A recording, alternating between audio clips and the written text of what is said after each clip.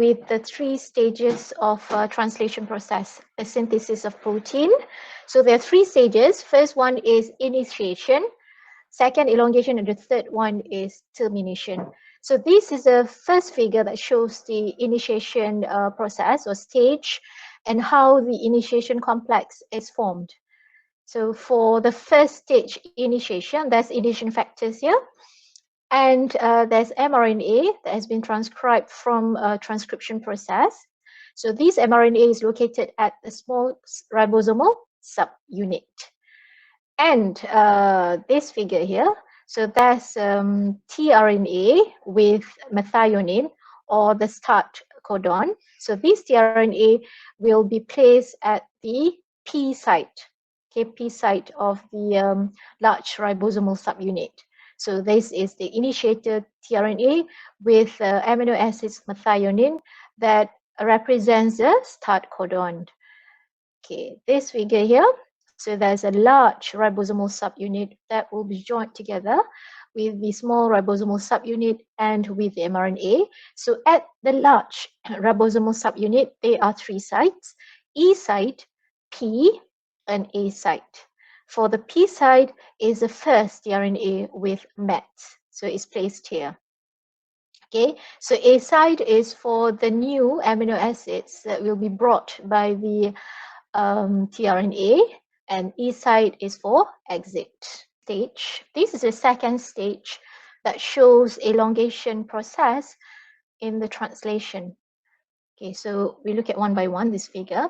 So the first figure here shows that there are 3 amino acids at P site, means that this tRNA with 3 amino acids. They're going to show you how these 3 amino acids will be added with another new amino acids. So the new amino acids with the new tRNA will be based or will be placed at A site here. Okay, so this one with the new amino acids will be based here. And this amino acid tRNA binds to codon in A site. This will use the GTP as a source of energy. And then the second one, if you look here, that A site, there's a new amino acids and the current amino acids with 3 here at P site.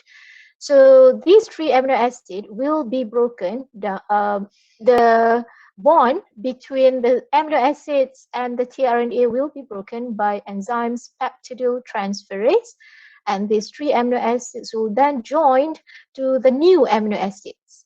Okay, that will be at figure number 3. So this will be placed at A. Then after that, now there are 4 amino acids. So you have to ensure that A site is always empty so that new amino acids can be brought here.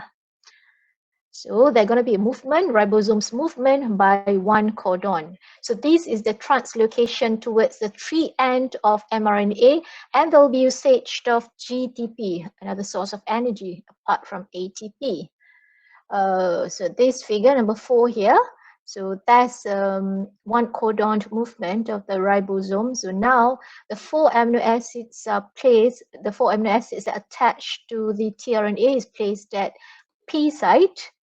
The initial tRNA at P will be shifted to E, and now A is empty. So A will wait for another new amino acid to be brought in by another tRNA. Okay, so that is elongation. This is how the amino acids are elongated, how polypeptide is elongated until it becomes long polypeptide. And the third stage of the translation process is termination. So when the polypeptide is long enough, this newly made polypeptide will be released. So there are going to be release factors here at A, and these release factors will cause the newly made polypeptide to be released.